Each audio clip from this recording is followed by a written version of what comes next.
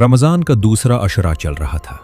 कराची शहर की एक पुरानी और निस्बतन खामोश गली में वाक़े एक सादा सा घर, जहाँ रातें आम तौर पर पुरसुकून हुआ करती थीं। मगर उस रमज़ान उस घर की एक रात ने सब कुछ बदल देना था। उस घर में रबाब अपनी अम्मी के साथ रहती थी। घर माली लिहाज से कमज़ोर ज़रूर था, मगर बरकत से भरा हुआ। रबाब बचपन से दीनदार, नरम दिल और शर्मीली मिजाज की लड़की थी। रमज़ान उसके लिए सिर्फ भूख और प्यास का महीना नहीं था, बल्कि रूह की सफाई, दिल की मजबूती और अल्लाह से कुर्बत का महीना था। वो हर साल पूरे 30 रोज़े रखती, कुरान पाक के 3 ख़त्म निकालती, तहज्जुद पाबंदी से अदा करती और हस्ब तौफीक गरीब, बेवा और लाचार औरतों को कपड़े और खाना खरीद कर देती थी। लोग उसे दुआएं देते थे और शायद यही दुआएं उसकी सबसे बड़ी दौलत थीं।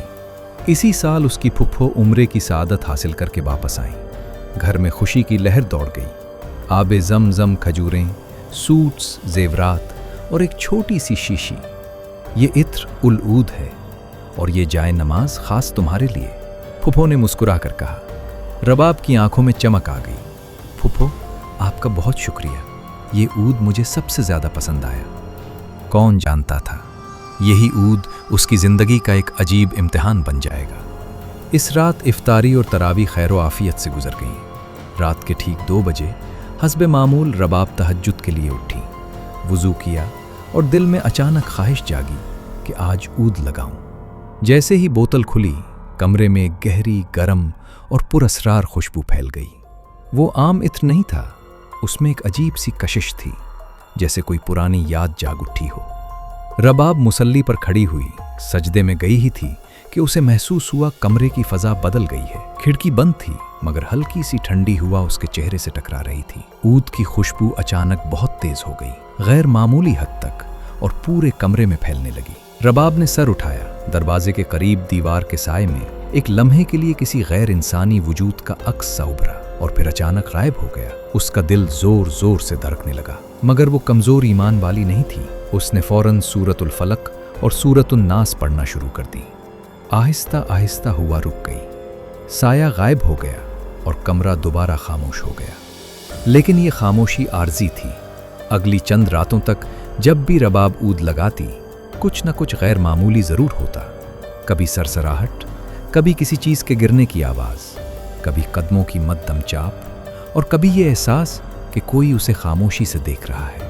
रबाब को खौफ ज़रूर होता, मगर अपने मजबूत ईमानी जज्बे की वजह से वो ये बदलते वाक़यात किसी से शेयर नहीं करती थी। एक रात सहरी से पहले जब ऊद की खुशबू फ़ज़ा में फैली हुई थी, उसने वाज़े सुना, ये खुशबू मुझे बहुत पसंद है, ये खुशबू मुझे तुम्हारी तरफ खींच लाती है। रबाब के हाथ काँप गए।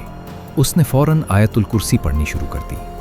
कमरे का माहौल भारी हो गया, जैसे दीवारें सांस ले रही हों, और फिर अचानक सब कुछ खामोश।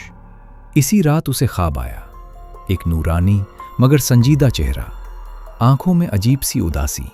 वो बोला, रबाब, मैं तुम्हें नुकसान नहीं पहुंचाना चाहता। मैं सदियों से खुशबुओं का असीर हूं और तुम्हारी पाकीज़गी, तुम्हारी इबादत ने मुझे तुमसे इश्क करने पर मजबूर कर दिया है। मैं तुम्हारे बगैर नहीं रह सकता।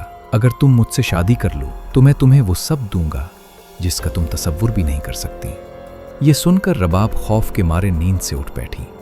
इधर उधर देखा, कुछ भी नहीं था। उसने आयतुल कुर्सी पढ़कर खुद पर दम किया और इसी कशमकश में पूरी रात गुजर गई। सुबह वो परेशान थी। उसने सब कुछ अपनी नानी को बताया। नानी ने गहरी सांस ली और कहा, बेटा, हर जिन बुरा नहीं होता, मगर आजमाइश कभी भी शक्ल बदल कर आ सकती है। अल्लाह पर यकीन मजबूत रखो, इंशाअल्लाह तुम्हें कुछ नहीं होगा। रमज़ान का आखिरी अशरा शुरू हो चुका था। रबाब ने फैसला किया वो डर कर पीछे नहीं हटेगी। इस रात उसने ऊद लगाया और मसल्ली पर बैठकर मजबूत आवाज़ में कहा, तुम जो भी मखलूक हो सुन लो, मेरा दिल सिर्फ मेरे अल्लाह के लिए धड़कता है। मेरा इश्क सिर्फ मेरे रब से है। तुम जो भी हो, मेरी जिंदगी से चले जाओ। अचानक हुआ तेज हो गई, हर तरफ धुआं सा छा गया और फिर एक खूबसूरत मगर गैर मामूली चेहरा जाहिर हुआ।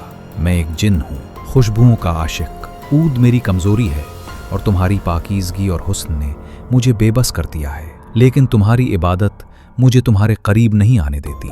रबाब ने मजबूती से कहा, रमज़ान में शयातीन कैद होते हैं, तुम कैसे आज़ाद हो? वो बोला, हर जिन शैतान नहीं होता, मैं हाफिज कुरान मुसलमान जिन हूँ, मगर जब से तुमने ऊद लगाना शुरू किया है मैं तुम पर दिल हार बैठा हूँ।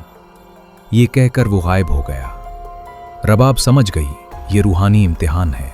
अगले दिन वो अपनी नानी के साथ इमाम मस्जिद के पास गई, जो एक अल्लाह वाले बुजुर्ग थे।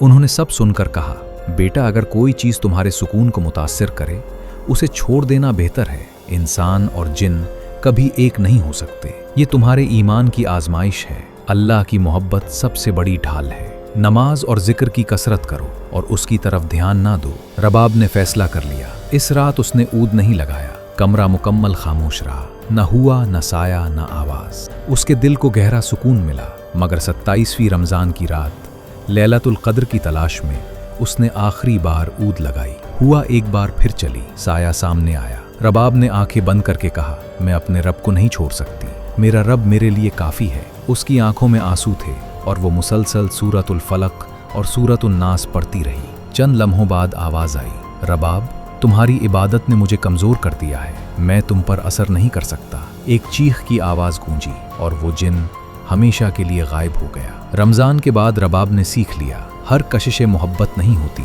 हर रूहानी तजुर्बा रहमत नहीं होता, और कभी कभी सबसे बड़ी जीत किसी चीज को छोड़ देने में होती है। ऊद की शीशी अलमारी में बंद रही, मगर उसके कमरे में अब भी खुशबू थी। दुआओं की खुशबू, यकीन की खुशबू और अल्लाह से मोहब्बत की खुशबू। और रबाब जान गई, जब बंदा अपने रब के करीब हो तो कोई मखलूक उस पर गालिब नहीं आ सकती। उम्मीद है ये कहानी आप सबको पसंद आई होगी। अपनी कीमती राय का इजहार कमेंट सेक्शन में जरूर करें, और अगर स्टोरी ने दिल को छू लिया हो तो वीडियो को एक लाइक और चैनल को सब्सक्राइब कर दें ऐसी ही बेहतरीन रूहानी कहानियों के लिए। शुक्रिया।